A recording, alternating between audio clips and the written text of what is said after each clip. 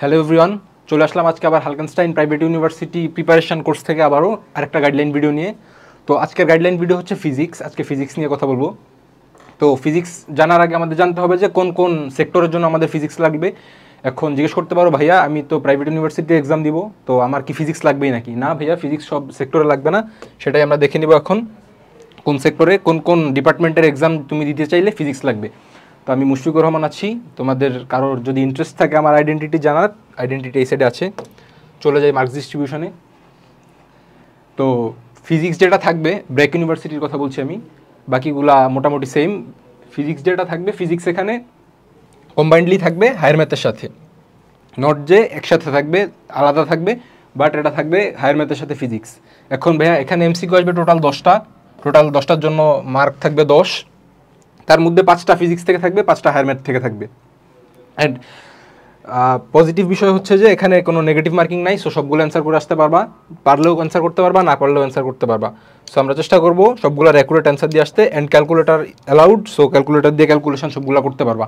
কিন্তু ফিজিক্স যেগুলো আসবে ম্যাক্সিমাম থিওরিটিক্যাল বেসড আসবে, সো ক্যালকুলেটারের খুব একটা বেশি দরকার হবে না এখানে।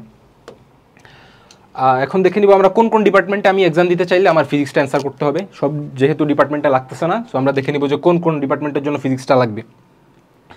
ইংলিশ, এলএলবি এগুলোতে কখনোই ফিজিক্স লাগবে না, বিবিএ ইকোনমিক্সেও লাগবে না। ইঞ্জিনিয়ারিং সাবজেক্ট এবং ম্যাথমেটিক্যাল বেসড যেগুলো সাবজেক্ট আছে সবগুলোতে ফিজিক্স লাগবে। ফিজিক্স অ্যান্সার করতেই হবে, ফিজিক্স কম্পালসারি। মাইক্রোবায়োলজি, বায়োটেকনোলজিতে লাগতেছে না ফিজিক্স, আর্কিটেকচারও লাগতেছে না। তার মানে ফিজিক্স আমাদের কোন সেক্টরে লাগতেছে? Physics and higher math. Physics and higher math only তোমাদের লাগতেছে just engineering based subject and mathematical যেগুলো বেসিস, ওইসব সাবজেক্টগুলোতে তোমার ফিজিক্স লাগতেছে। সো এখন ভাইয়া ফিজিক্স সিলেবাস তো অনেক বড়, এইচএসসি ফিজিক্স সিলেবাস অনেক বড়, আমাদের কি সব পড়তে হবে? পাবলিক ইউনিভার্সিটি অ্যাডমিশন টেস্টে যেমন সব পড়তে হয়, আমাদের কে ইউনিভার্সিটি অ্যাডমিশন টেস্টের জন্য সব পড়তে হবে? এটার অ্যান্সার হচ্ছে যে না, সব পড়তে হবে না। কি পড়তে হবে? খুবই স্পেসিফিক জিনিস পড়তে হবে, যেগুলো বিগত বছরে আসছে, ওগুলো থেকেই প্রতি বছর কোশ্চেন রিপিট হয়। ওই টপিকগুলোই আমাদের খুব ভালো আইডিয়া রাখতে হবে, ওই টপিকগুলোর জন্য ওই টপিকগুলো থেকেই কোশ্চেনটা আসবে। সো আমরা একটা শর্ট গাইডলাইন দেখে নিই যে কী কী পড়তে হবে আমাদের। এখানে আমরা দেখতে পাচ্ছি vector, dynamics, Newtonian mechanics, gravity and gravitations. তারপরে সেকেন্ড পেপারের মধ্যে thermodynamics, static electricity, current electricity, all laws and theories ঠোঁটের আগায় থাকতে হবে। তোমার এখানে আসতেছে এই থিওরি বেসড ম্যাথমেটিক্স, এখানে তোমার করতেই হইতেছে কম, সেই জায়গায় নিউমেরিক্যাল তুমি করতেছো না, বাট থিওরিও তুমি যদি স্কিপ করে যাও তাহলে তো হচ্ছে না। তো তোমার থিওরিটা খুব ইম্পর্টেন্স দিতে হবে, থিওরিটাই আমাদের মূল বেসিস। এখন ভাইয়া থিওরি পড়লাম, কোশ্চেন কেমন আসে? তোমাদের ফার্স্টে জানতে হবে যে কোশ্চেন কেমন আসে। কোশ্চেন আসে ইউনিটস, ট্রাস্ট মি, হ্যাঁ ইউনিটস আসে, ডাইমেনশনস,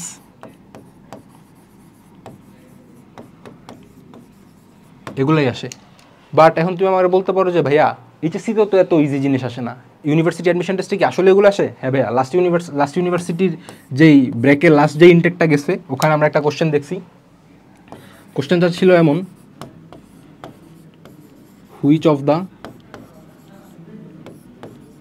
টু কোয়ান্টিটিস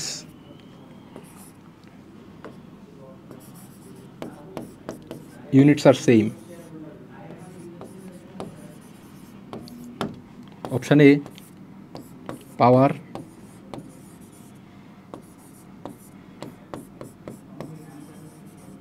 energy,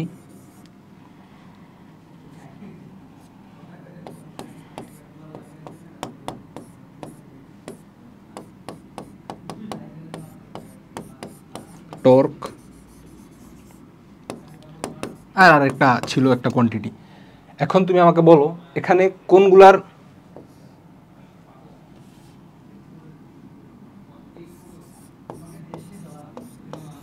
কোন দুইটা কোয়ান্টিটির ইউনিট সেম? এখন এটার কোশ্চেনটা দেখলে তোমার মনে হতে পারে যে কোশ্চেন অন্য জায়গা থেকে আসছে, বাট কোশ্চেনটার বেসিক হচ্ছে ইউনিট। এখন আমরা জানি এনার্জির ইউনিট হচ্ছে জুল আর ওয়ার্কের ইউনিটও জুল। সো আমার অ্যান্সার কি? অ্যান্সার 2 অ্যান্ড অ্যান্সার 4, এই দুইটা। সো কোশ্চেন অন্যরকম হলেও আমরা এখানে দেখতে পাচ্ছি যে বেসিক সেম, বেসিক হচ্ছে ইউনিট, ডাইমেনশনস, এগুলা। এখন ভাইয়া থিওরিটিক্যাল থেকে এগুলো আসবে, তার মানে কি ম্যাথমেটিক্স কিছুই আসবে না? আসবে। ম্যাথমেটিক্স যেগুলো আসবে ওগুলোও খুব ইজিলি আমরা ফর্মুলা দিয়ে করে ফেলতে পারি, এমন ম্যাথ আসবে। জাস্ট এমসিকিউর জন্য খুব ইজি ম্যাথ আসবে। যেমন যেই ইনটেকের কোশ্চেনটা আমরা দেখলাম, ওইবার সেম আরেকটা কোশ্চেন আসছে ফিজিক্সের সেকেন্ড পেপার থেকে।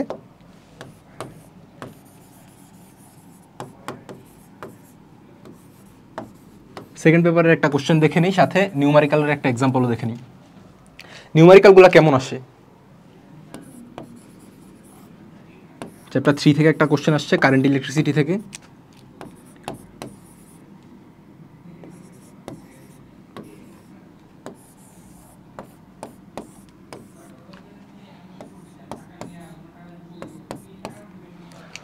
তোমাকে বলছে find out the equivalent resistance. এখন এটার ইকুইভ্যালেন্ট রেসিস্ট্যান্স বের করতে হলে কি তোমার ইন্টারমিডিয়েটের ফিজিক্স পড়তে হবে? অবশ্যই না। তোমার ক্লাস 9-10-এর যে বেসিক্স আছে ওই বেসিক্স দিয়েই তুমি এটা সলভ করতে পারবা খুব ইজিলি। জানতে হবে কি? জানতে হবে ফর্মুলা V = IR, আর তোমার চিনতে হবে এটা কি সার্কিট, এটা একটা প্যারালাল সার্কিট।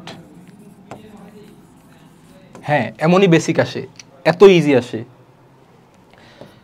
জাস্ট এটার সাথে এটা প্যারালাল কম্বিনেশন, এটা জানতে হবে। জানার পরে রেসিস্ট্যান্সের ভ্যালু আমরা এখানে বসাবো।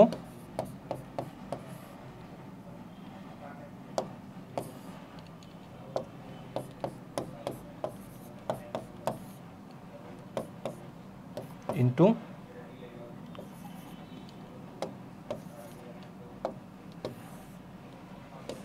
5 ভোল্ট। এখানে আমরা পেয়ে যাবো ইকুইভ্যালেন্ট রেসিস্ট্যান্সটা। সো খুবই বেসিক আসবে, খুবই বেসিক আসবে। থিওরি পড়তে হবে কি? থিওরির মধ্যে ফর্মুলা সবগুলো আমাদের ঠোঁটের আগায় থাকতে হবে, ইনস্ট্যান্ট মনে আসতে হবে যে এই ফর্মুলা দিয়ে এই ম্যাথ করতে হবে। জাস্ট একটু জানলেই চলতেছে। আমাদের খুব অ্যাডভান্স লেভেলের যে পড়তে হবে, খুব অ্যাডভান্স লেভেলে জানতে হবে এমন না, খুব সিম্পল বেসিকগুলো জানবো, এমন ম্যাথমেটিক্সগুলো করবো, এমন নিউমারিক্যালগুলো করবো যেগুলো আমাদের জাস্ট ফর্মুলা দিয়ে হয়। দুইটা স্টেপ নাই, জাস্ট ওয়ান স্টেপের ম্যাথগুলো করবো। এগুলো থেকেই কমন পাবো, আর ম্যাক্সিমাম আমরা থিওরির থেকেই পেয়ে যাবো। তো এগুলো করলেই আপাতত ফিজিক্সে হয়ে যাচ্ছে। ফিজিক্সে যে খুব ইন ডেপথ পড়তে হবে, খুব ক্রিটিক্যাল ম্যাথমেটিক্স সলভ করতে হবে এমন কিছু না। আর কি কি পড়তে হবে এখন ভাইয়া সেটা তো বললেন না। হ্যাঁ, সেটা বলবো। সেটার জন্য আছে আমাদের হালকেনস্টাইনের প্রাইভেট ইউনিভার্সিটি অ্যাডমিশন কোর্সে এনরোল করো। আমরা তোমাদের দেখাই দিব কি কি পড়তে হবে, কি কি পড়তে হবে না, কি কি ইউনিভার্সিটি অ্যাডমিশন ক্র্যাক করতে হলে তোমার জানতে হবে, কি কি বাদ দিতে হবে, কি কি পড়তে হবে না। সবার আগে এটা জানতে হবে কি পড়তে হবে খুব অল্প জিনিস। সেটার জন্যই আছে আমাদের private university admission course. So জানতে হলে আজকে এটাতে এনরোল করে ফেলো। And see you in break. আসসালামু আলাইকুম।